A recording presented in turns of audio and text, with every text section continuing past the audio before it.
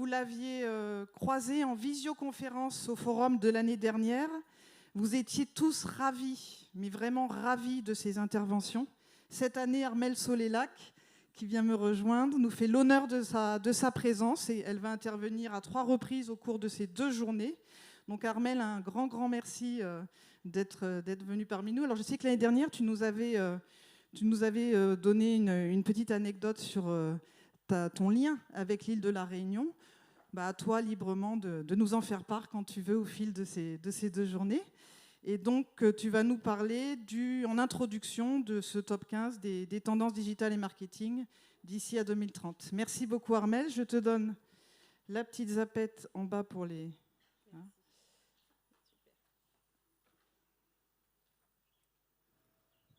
Merci beaucoup. Bonjour à tous.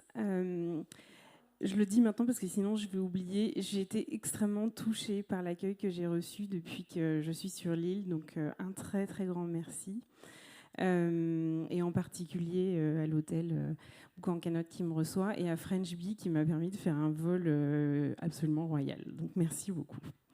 Alors on va commencer cette présentation. Je m'excuse par avance parce que effectivement...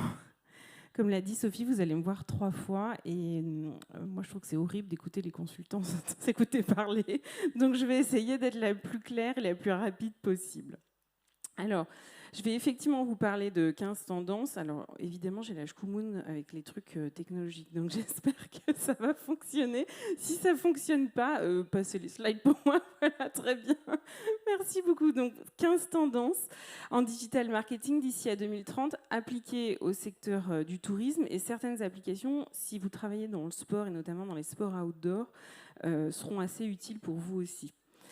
Alors très rapidement, pour que vous ayez une idée du contexte, je me suis posé la question en fait de ce à quoi les responsables marketing, que ce soit en office de tourisme, sur des structures d'hébergement ou des prestataires d'activités, à quoi est-ce qu'ils devaient être vigilants dans l'établissement de leur stratégie et de leur plan d'action pour les 10 prochaines années.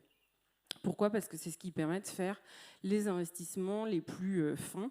Et on sait très bien qu'en général, les budgets marketing et communication, c'est les premiers qu'on coupe en période délicate, alors qu'en réalité, c'est ceux sur lesquels on devrait investir le plus. Bon, je dis ça, mais en même temps, je suis marketeuse, donc je ne suis pas sûre d'être totalement objective. En tout cas, dans le cadre de cette étude que j'ai fait sur une base de 900 sources d'informations qui sont dans 80 pays, j'ai collecté 60 signaux faibles et tendances massives pour les prochaines années. Alors évidemment, aujourd'hui, je n'ai pas le temps de vous présenter ces 60 signaux faibles et tendances. Je les ai classés dans 15 familles, et c'est des familles qui sont toutes interdépendantes et imbriquées les unes dans les autres.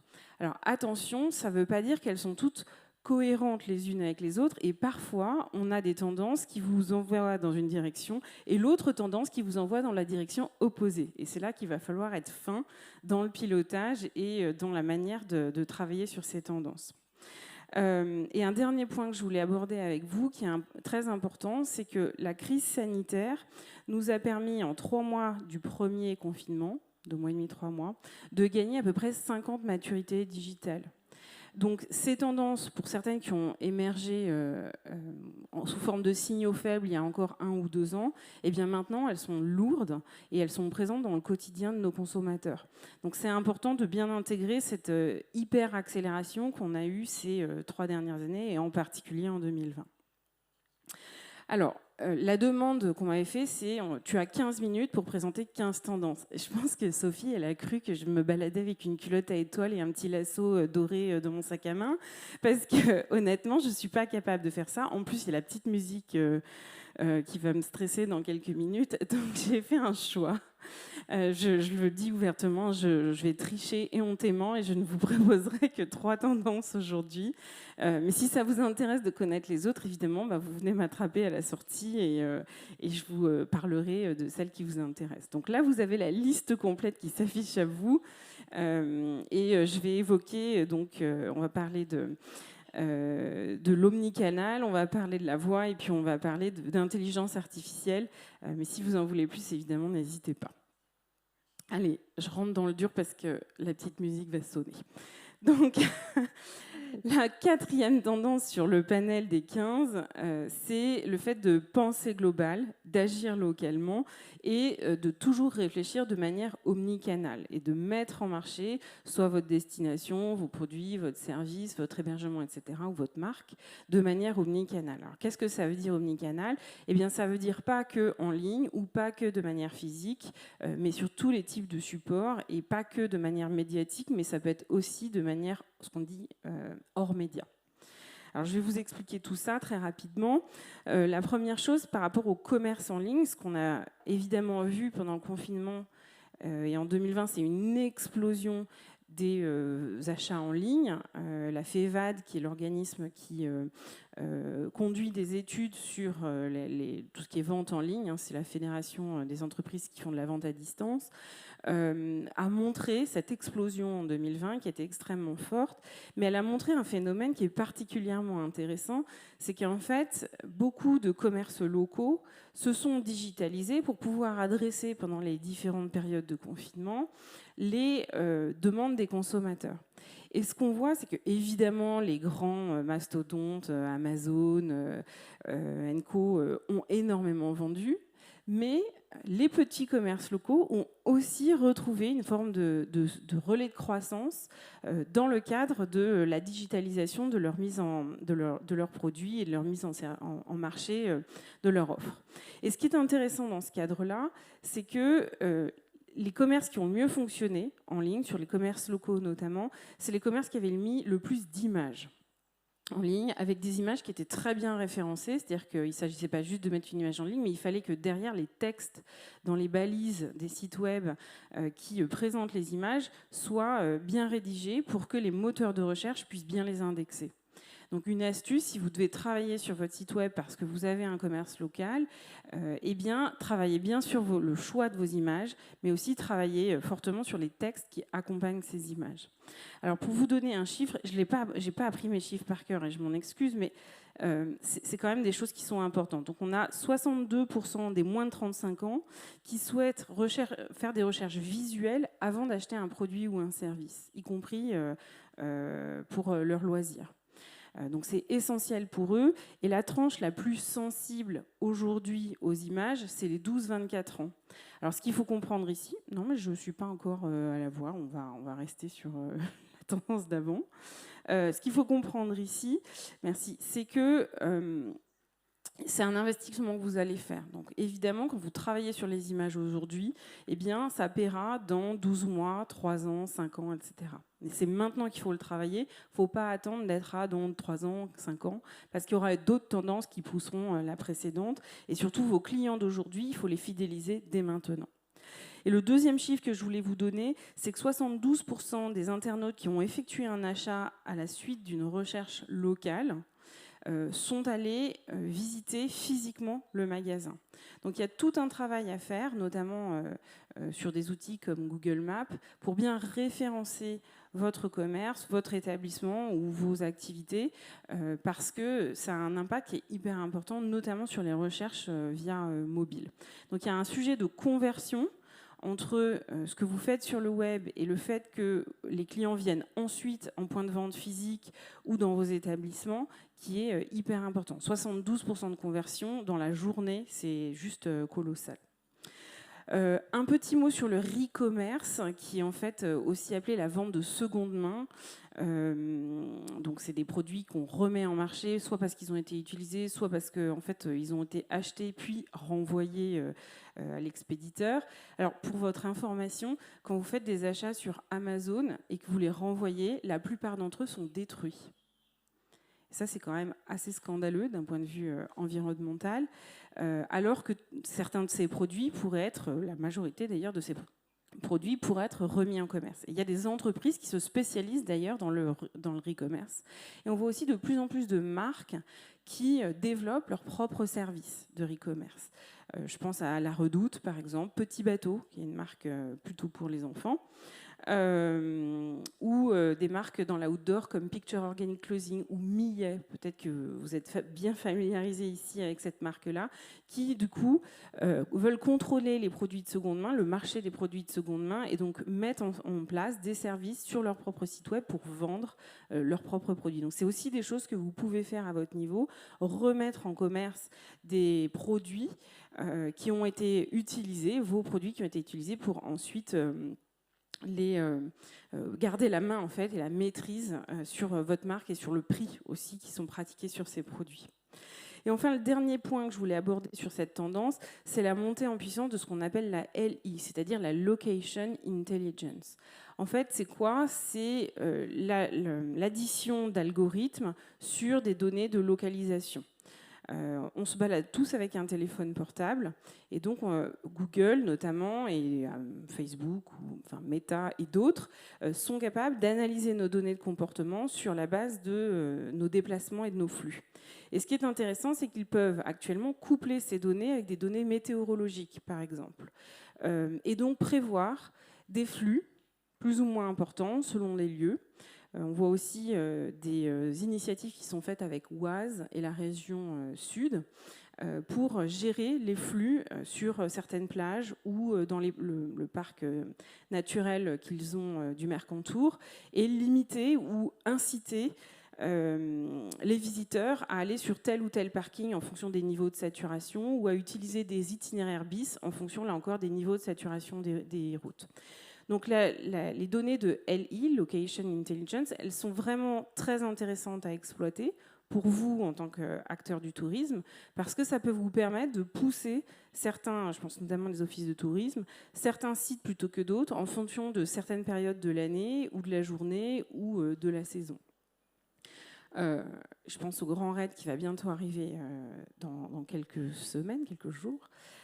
Typiquement, on sait qu'il y a des moments où il y a des éléments des lieux où il y a de la saturation, ou d'autres c'est un petit peu mieux.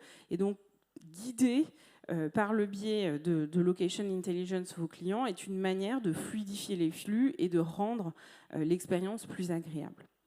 Donc un point très intéressant là-dessus qui va vraiment améliorer l'expérience client en temps réel. Et je voudrais vous donner un exemple concret que j'ai vécu personnellement dans une station qui s'appelle Vail, dans le Colorado, qui, en fait, avec le forfait et votre téléphone, génère des offres commerciales en temps réel. Et donc le jour où j'y étais, il faisait très mauvais, je passe en bas d'une remontée mécanique et 3 pylônes plus loin, je reçois un SMS me proposant 15% de réduction sur un chocolat chaud qui, comme par hasard, peut être consommé au bar qui est à l'arrivée de la remontée mécanique. Le taux de conversion de ces opérations est supérieur à 60%, ce qui est énorme dans le secteur du ski. Et ce qui est très intéressant, c'est que, évidemment, on vous push 15% de réduction sur un chocolat chaud, mais pas sur d'autres boissons. Donc, si vous avez envie de prendre autre chose, ben là, vous allez payer plein pot. Donc, c'est très, très intéressant. Ça pose des questions, évidemment, d'un point de vue citoyen, mais moi, j'ai l'habitude de dire que les marketeurs ne sont pas des enfants de cœur. Donc, quand on veut pousser de la consommation, ben, il y a des outils qui existent et cela fonctionne extrêmement bien. Il me reste un peu de temps ? Bon, ça va, alors j'avance. La voix, qui est l'une de mes tendances favorites pour les 8 prochaines années. Alors, le web vocal, je m'excuse pour cette slide qui est très, très chargée. Le web vocal, qu'est-ce que c'est ? Eh bien, c'est tous nos outils qu'on utilise avec la voix. Et notamment, pour tous ceux qui ont des téléphones, des smartphones, Google, bah, c'est Alexa. Pour Apple, c'est Siri, etc. Donc, à chaque fois que vous dites « Dis Siri, je voudrais acheter des fleurs » ou « Dis Siri, appelle un tel », eh bien, ces données sont stockées et analysées, évidemment, et permettent ensuite de la génération d'informations. Alors, les assistants vocaux posent un énorme problème par rapport aux moteurs de recherche, c'est l'impossibilité d'avoir une multiple réponse. Actuellement, vous le savez, les moteurs de recherche sont en fait plutôt des moteurs de réponse. C'est-à-dire vous tapez une requête sur Google et très souvent la réponse va apparaître avant même que vous ayez terminé de taper la requête ou sans même que vous ayez besoin de cliquer sur un lien.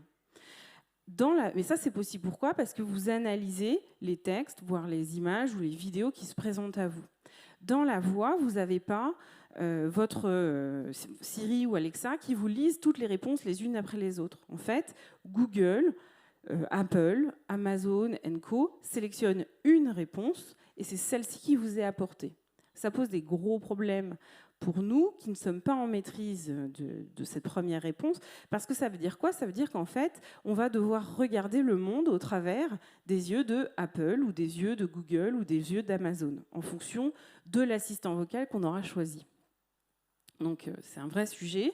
Et c'est un sujet pourquoi? Parce qu'en fait, les enjeux, c'est celui qui paiera le plus pour être en tête de gondole, c'est-à-dire pour être le premier lien qui sera lu par le moteur vocal de recherche.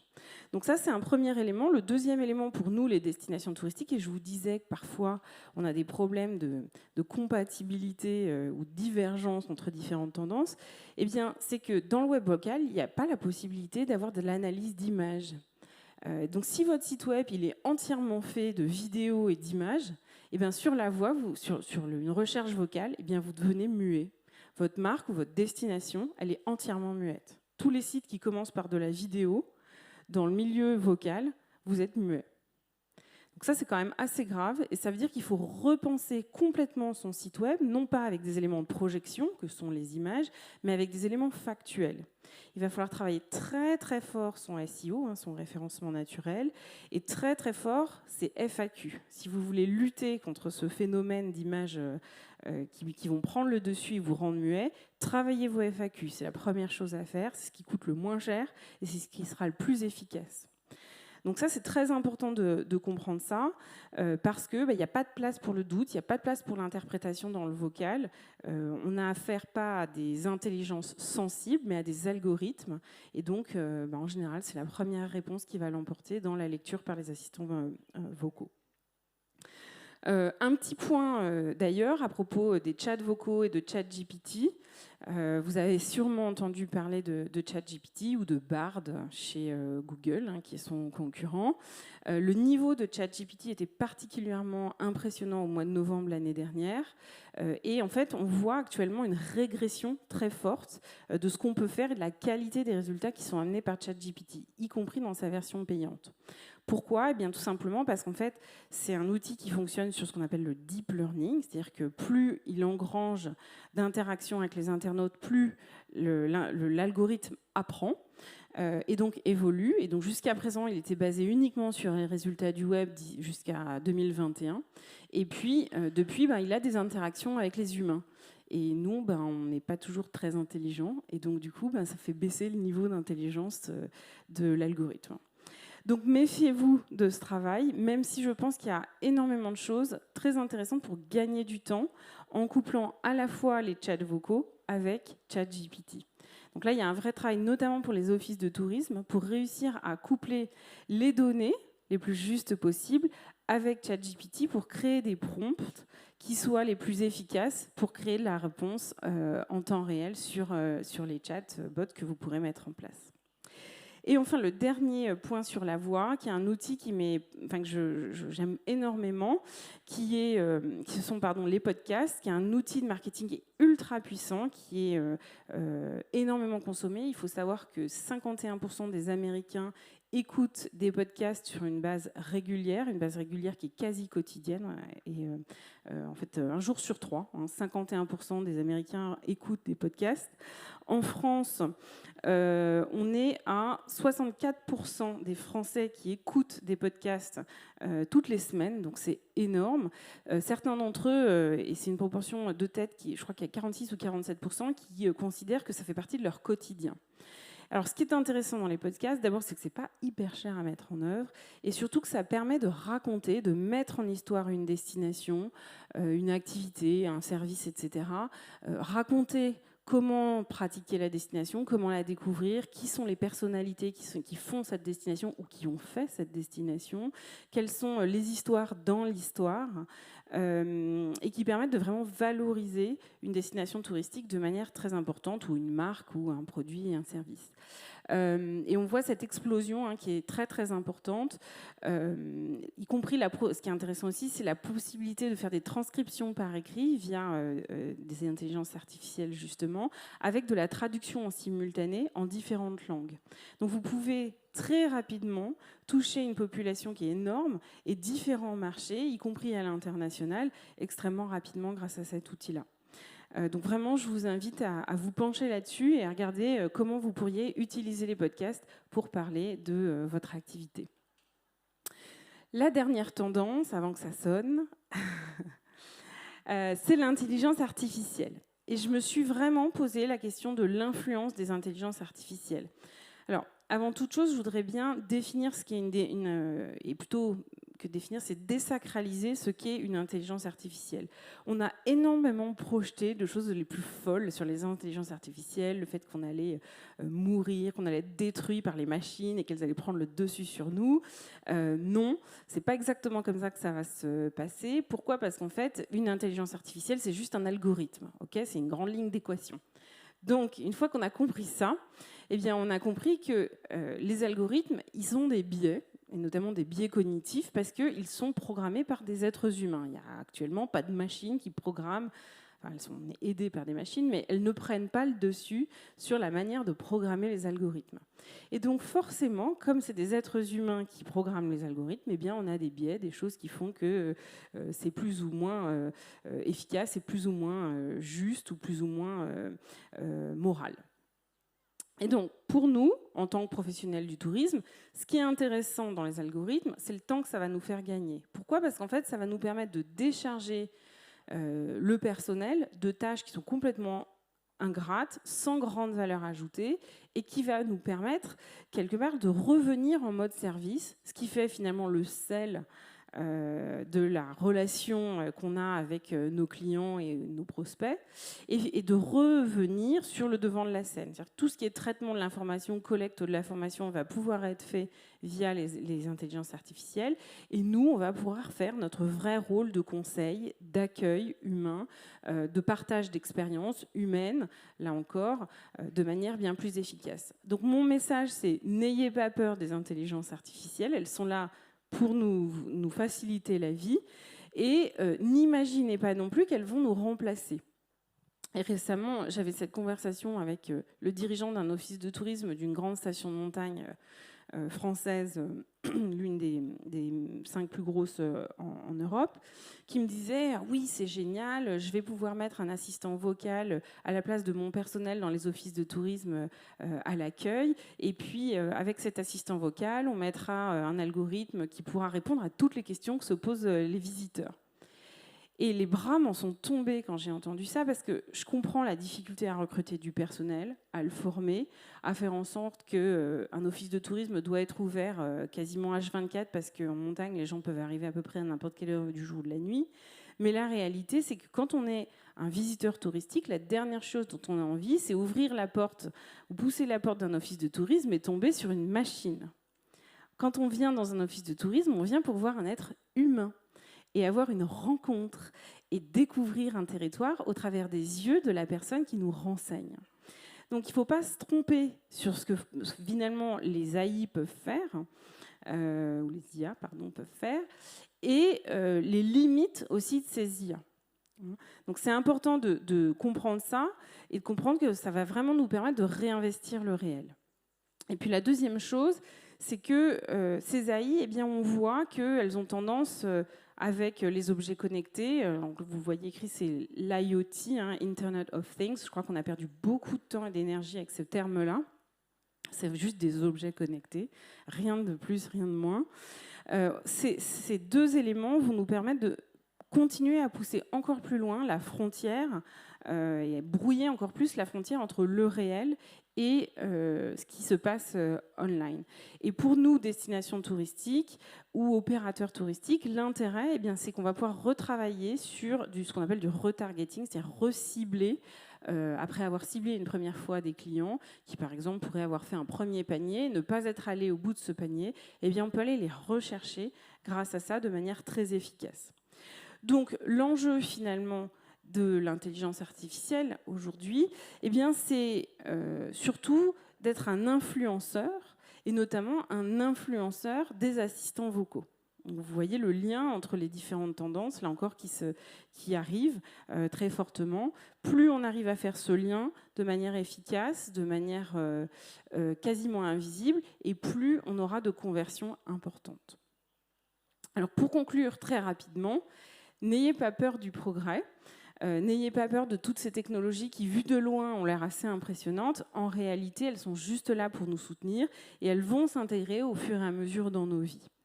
Mais ce qu'il faut comprendre, c'est que d'ici à 2030, eh bien, il va vraiment falloir repenser le lien entre le offline et le online et comprendre que dans tout le parcours d'achat, eh bien, c'est complémentaire et c'est indispensable de bien maîtriser tous les canaux d'expérience client.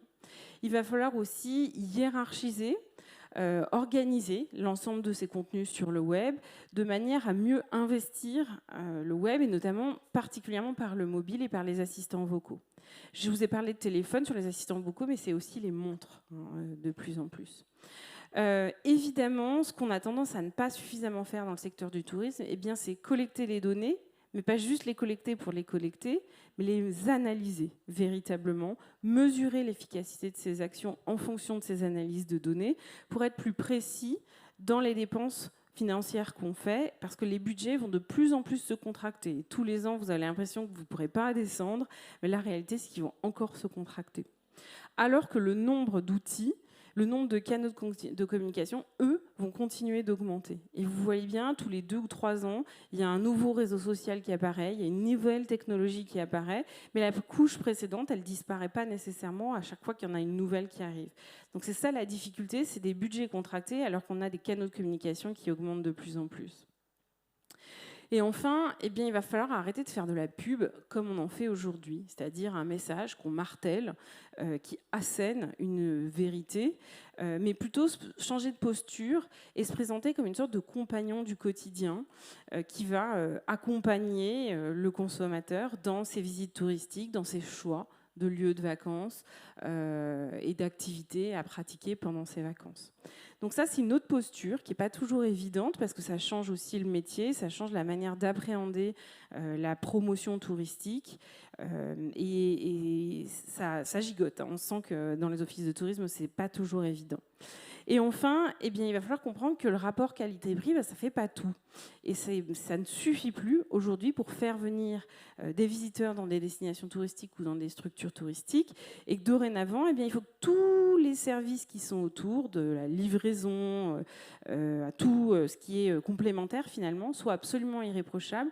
Parce que l'expérience, elle ne commence pas à partir du moment où les gens ont mis les pieds dans votre destination, elle commence à partir du moment où ils ont pensé à venir vous rendre visite. Et là, ça aussi, ça change énormément de choses parce qu'on n'a pas toujours la main sur la totalité de la chaîne de valeur.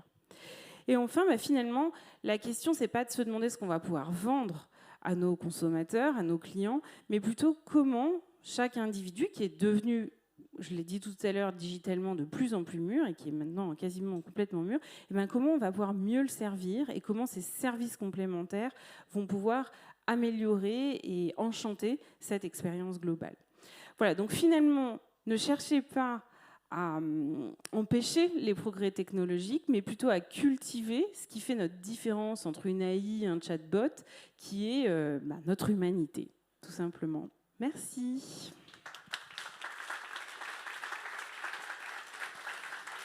Merci Armelle, parfait pour le timing, c'est parfait. On a même un petit temps de questions-réponses si vous le souhaitez.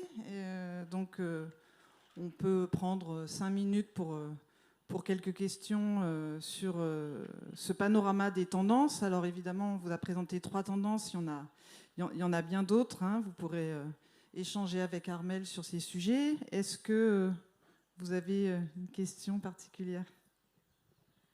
Bonjour, merci beaucoup. Je suis directrice marketing de l'IRT, l'île de la Réunion Tourisme. Moi, j'aurais juste aimé pouvoir revoir les 15 tendances. Je vous avoue qu'on n'a pas eu le temps, ne serait-ce que de les lire. Parce que c'est vrai que là, on en a parlé de 3 ou 4, mais voilà, juste si vous pouviez peut-être nous les balayer, mais très très vite. Désolée, Oui, bien sûr. Alors, le sujet de la production, de la diffusion de contenu à valeur ajoutée, ça c'est un sujet qui n'est pas nouveau. Je pense que ça fait 10 ans qu'on vous dit qu'il faut absolument produire des contenus qui soient à haute valeur ajoutée. Donc là-dessus, ça c'est quelque chose qui va continuer dans le temps et qui va même s'intensifier. Le sujet de la communication feel good and slow, c'est le fait que on a traversé, la moitié de l'humanité a été enfermée, tout le monde au même moment, pendant une période qui est assez longue, et on a traversé quelque chose qui est un vrai choc dans nos vies, qui a challengé énormément de choses. Et ce choc, eh bien, à un moment, il faut pouvoir l'absorber. Et nous, en tant que destination touristique, en tant que prestataire d'activité ou structure d'hébergement, eh bien, on a un travail de réassurance à faire qui est très fort. Et finalement, ce qu'on sent, c'est que les consommateurs, ils ont besoin de se sentir bien. Après avoir été choqués, parfois pour certains malades, voire gravement malades, eh bien, ils ont besoin qu'on les fasse se sentir bien. Donc c'est cette idée du feel good, et c'est aussi cette idée du slow. On a été bombardé, et on est encore d'ailleurs bombardé d'informations au quotidien. Et donc plus on arrivera à diffuser de l'information doucement, j'ai envie de dire avec élégance et grâce et avec bienveillance, plus elles seront absorbées par nos consommateurs. Et on ne peut plus continuer, comme je l'ai dit, à marteler les informations très fort, de manière un peu péremptoire, parce que nos clients, ils ont des sortes de, moi j'appelle ça des bullshit détecteurs, hein. Dans le nez, là, on sent, ils sont capables de dire où est-ce que on nous raconte des sornettes, finalement, ou des choses qui sont un petit peu trop belles versus la réalité. Et donc, actuellement, on ne peut plus se permettre d'être dans cette approche-là. Donc, être plus lent, et c'est pour ça que les podcasts, d'ailleurs, sont assez intéressants dans ce sens-là, et être sur une communication qui fait que les gens, quand ils la regardent, ils se sentent mieux. Sur la personnalisation de masse, eh bien, c'est le travail d'analyse des données qui vont vous permettre, de manière massive, d'amener des réponses individuelles. Et ça, c'est vraiment les intelligences artificielles qui vont le permettre. C'est ultra intéressant d'investir là-dessus. Si vous avez la possibilité de le faire, eh bien là encore, vous aurez des taux de conversion qui vont être absolument énormes en termes d'achat. Le figital, c'est la contraction du monde physique avec le monde digital. Donc ça fait figital, c'est un mot qui n'est pas très joli. C'est vraiment, là encore, la réflexion autour de l'omnicanal et le fait qu'on ne peut pas être que en ligne. On a aussi besoin de relais physique dans le monde physique. Alors c'est un tout petit peu complexe en une minute de vous la résumer, mais c'est vraiment l'idée qu'il faut travailler sur les deux en même temps. Alors là, on a une très belle ligne d'équation que j'aime beaucoup. BX plus CX plus UX multiplié par la CLV, donc la Customer Lifetime Value, égale loyalty, fidélité, et growth, croissance. Alors, j'explique. La BX, c'est l'expérience de marque. La CX, c'est l'expérience client. Et l'UX, c'est l'expérience utilisateur. Alors, vous allez me dire, mais pourquoi distinguer les deux ? Eh bien, parce que parfois, celui qui achète, c'est pas celui qui utilise. Je vous donne un exemple que j'aime beaucoup. J'ai une petite fille. Et bien, pendant quelques années, je lui ai acheté des couches. C'était moi la cliente, mais c'était pas moi l'utilisatrice. D'accord ?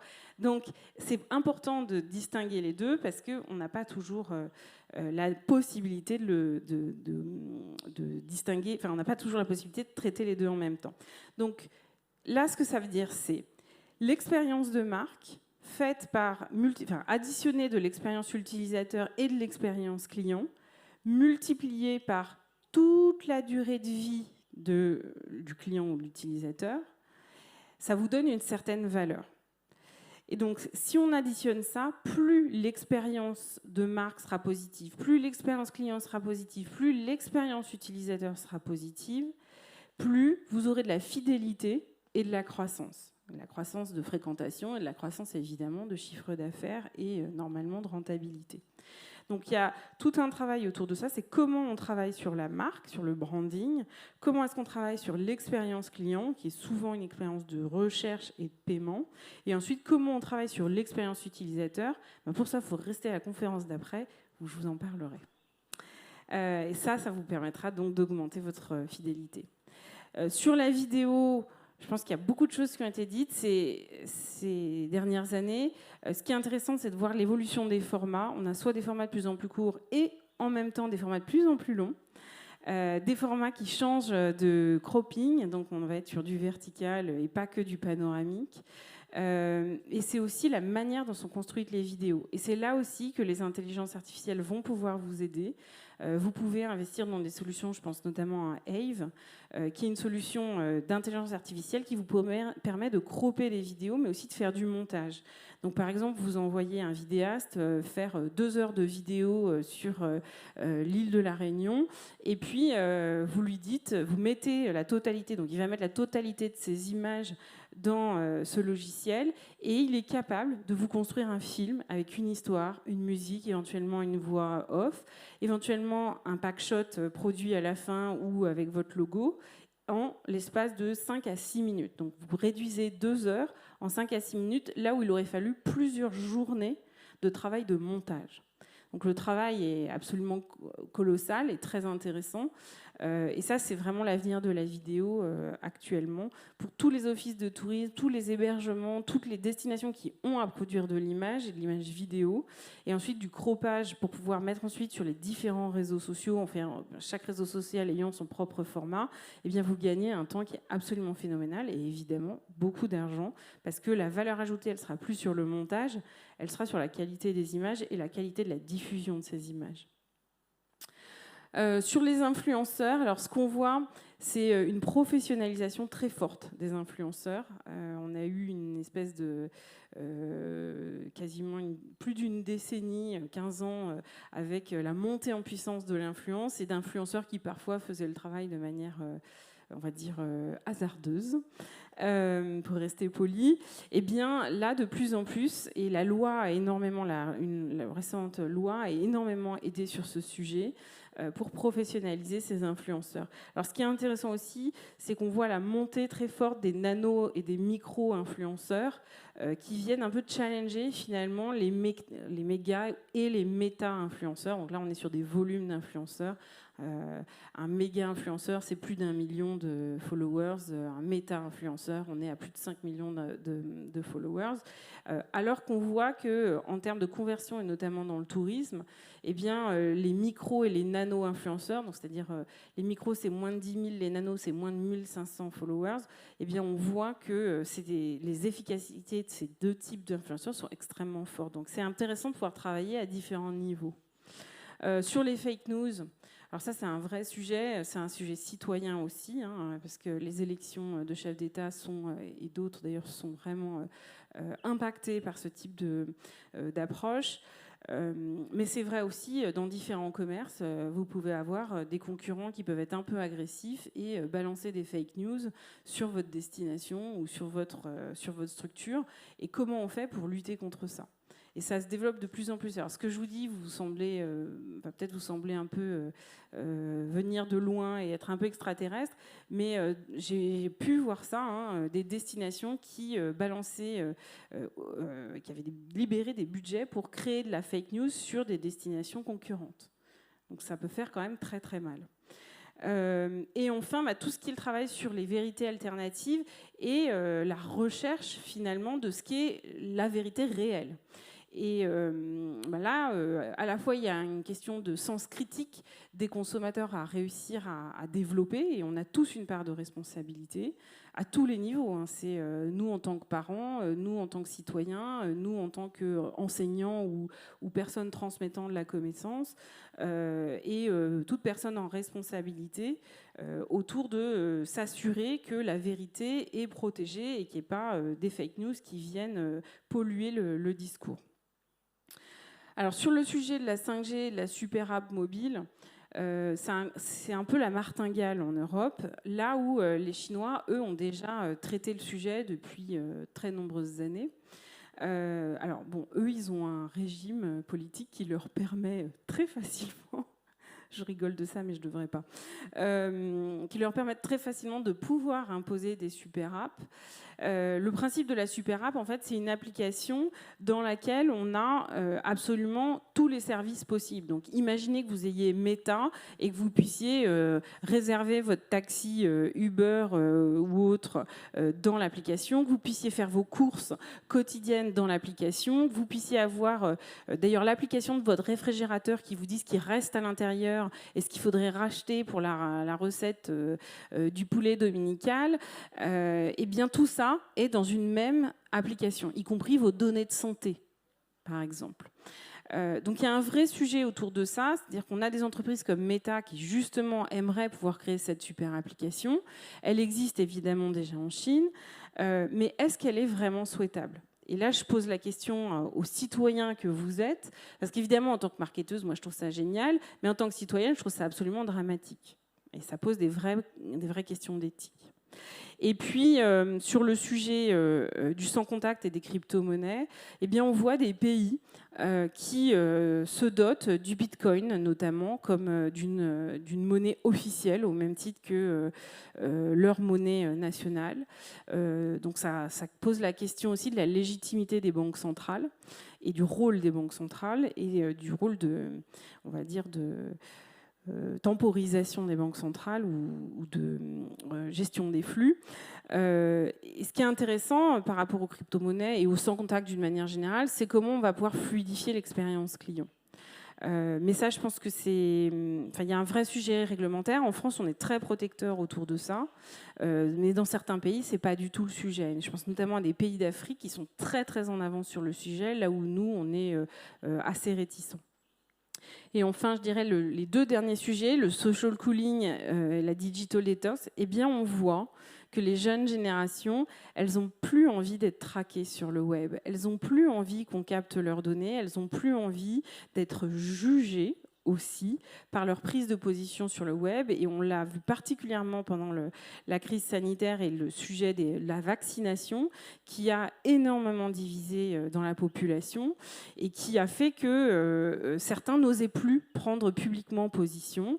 On le voit aussi à chaque élection, et notamment les élections présidentielles, où certains n'osent plus dire ce qu'ils pensent vraiment de peur d'être jugés. Et donc de plus en plus, on voit des personnes qui ne publient plus, qui consomment les contenus, mais qui ne disent plus rien d'eux. Donc c'est ça, ce phénomène de social cooling, voire même qui coupe les réseaux sociaux. Il y a un taux d'abandon sur Facebook qui est absolument considérable. Pareil sur X, ex-Twitter, au profit d'autres réseaux. Je pense notamment à LinkedIn, qui est un réseau professionnel qui, dans le secteur du tourisme, est sous-employé, très largement sous-employé. Et aussi au profit de destinations qui proposent, très cher d'ailleurs, le fait de ne plus avoir de télé, de ne pas avoir de réseau Internet, de ne pas avoir de réseau téléphone. Et la première fois que j'ai vécu ça, d'ailleurs à titre personnel, c'était en 2016, pas très loin des Bahamas, où c'était quand même, il fallait payer 800 € la chambre pour pouvoir avoir une chambre qui s'ouvre avec une clé, vous savez, en métal à l'ancienne, et dans laquelle vous n'avez pas de télé, pas d'internet, et c'était fréquenté majoritairement par des cadres et des chefs d'entreprise, donc plutôt des gens qui ont une belle clientèle, on va dire, qui sont surchargés d'informations et qui ont besoin de s'extraire du monde pendant 1 jour, 2 jours, 3 jours, voire plus. Donc il y a une poussée très forte de la digital detox.